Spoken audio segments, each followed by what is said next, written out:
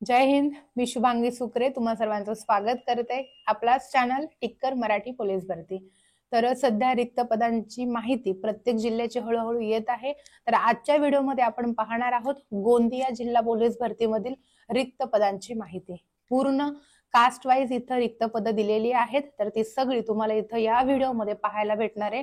त्याच्यामुळे पूर्ण डिटेल माहिती आहे, म्हणून पूर्ण शेवटपर्यंत व्हिडिओ पाहायचा आहे आणि जास्तीत जास्त विद्यार्थी मित्रांपर्यंत हा व्हिडिओ शेअर करायचा आहे. ठीक आहे. तर सर्वप्रथम आपण इथं विषय पाहूयात. काय विषय होता तर बघा, सन 2024-25 पोलीस शिपाई भरती करिता रिक्त पदांची अचूक माहिती सादर करण्याबाबत आणि ती अचूक माहिती फायनली आपल्यापर्यंत आलेली आहे.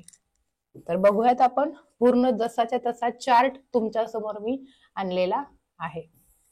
हे जे आपल्या कामाचं आहे ते पूर्णतः डिटेल मध्ये पाहूयात. बघा, चार्ट दिसतोय सगळा तुम्हाला क्लिअर. थोडासा ब्लर असेल किंवा तुम्हाला क्लिअर सुद्धा दिसत असेलच. बघा,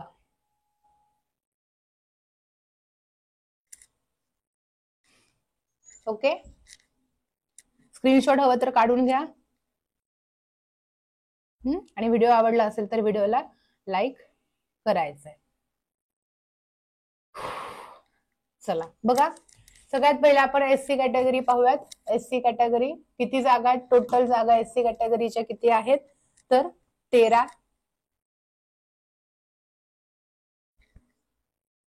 त्याच्यामध्ये सर्वसाधारण मध्ये 3 आहे, महिला 4, खेळाडू 1, प्रकल्पग्रस्त 1, भूकंपग्रस्त 0 जागा, माजी सैनिक 2, अंशकालीन पदवीधर 1, पोलीस पाल्य 0 जागा, गृहरक्षक दल 1 जागा आहे. ठीक आहे. अशा एकूण 13 टोटल जागा आहेत.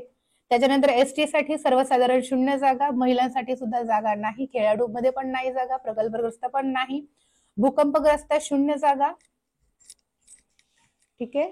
त्याच्यानंतर माजी सैनिक 0 जागा, अंशकालीन पदवीधर 0 जागा, पोलीस पाल्य जागा नाही, गृहरक्षक दल सुद्धा जागा नाहीच आहे. ठीक आहे.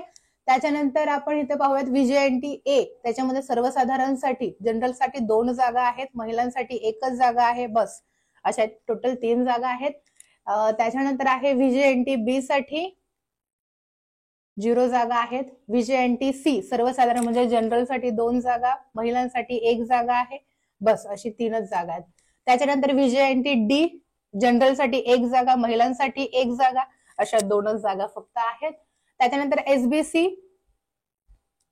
0 जागा, ओबीसी जागा जर पाहिल्या तरी 0 जागा, एसईबीसी साठी 10 जागा आहेत. मग याच्यामध्ये जनरल म्हणून 1 जागा आहे, महिलांसाठी 3 जागा, खेळाडूसाठी 2 आहेत वाटतं. 1 मिनिट, कारण मला समोर ब्लर दिसतंय. 1च जागा, खेळाडूंसाठी 1 जागा,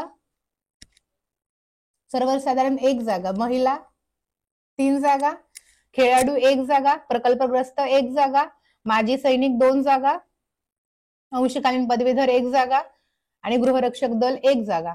अशा टोटल एसईबीसी साठी 10 जागा आहेत. त्याच्यानंतर आहे आपलं ईडब्ल्यूएस. ईडब्ल्यूएस साठी सुद्धा 10 आहे. त्याच्यामध्ये जनरल साठी 1 जागा, महिलांसाठी 3 जागा, खेळाडूसाठी 1 जागा आहे, प्रकल्पग्रस्त 1 जागा आहे, माजी सैनिक 2 जागा, अंशकालीन पदवीधर 1 जागा, गृहरक्षक दल 1 जागा. अशा टोटल 10 जागा आहेत.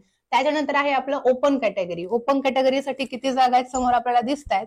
तर ओपन कॅटेगरीसाठी आहे 56 जागा. याच्यामध्ये जनरल मधून 38 जागा आहेत, महिलांसाठी 8 जागा, खेळाडूसाठी 1 जागा, प्रकल्पग्रस्त 1 जागा, भूकंपग्रस्त सुद्धा 1च जागा आहे, माजी सैनिकांसाठी 4 जागा आहेत, अंशकालीन पदवीधर 1 जागा, पोलीस पाल्य 1 जागा, गृहरक्षक दल 1 जागा. अशा 56 जागा ओपन साठी आहेत. आणि टोटल जागा जर आपण पाहिल्या तर 97 जागा, फक्त 97 जागा आपल्यासाठी रिक्त आहेत या जिल्ह्यामध्ये. ठीक आहे. जागांवरून अंदाज तुम्हाला येतच असेल की यावर्षी कट ऑफ किती आपला हाय जाणार आहे, कारण जागा कमी आणि कॉम्पिटिशन तुम्ही पाहताय की दिवसेंदिवस कॉम्पिटिशन वाढतच आहे. त्याच्यामुळे अभ्यास व्यवस्थित करायचा आहे.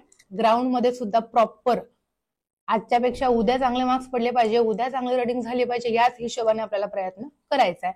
आणि काही लागलं तर आम्ही आहोतच. ठीक आहे. Wish all the best. Jai Hind.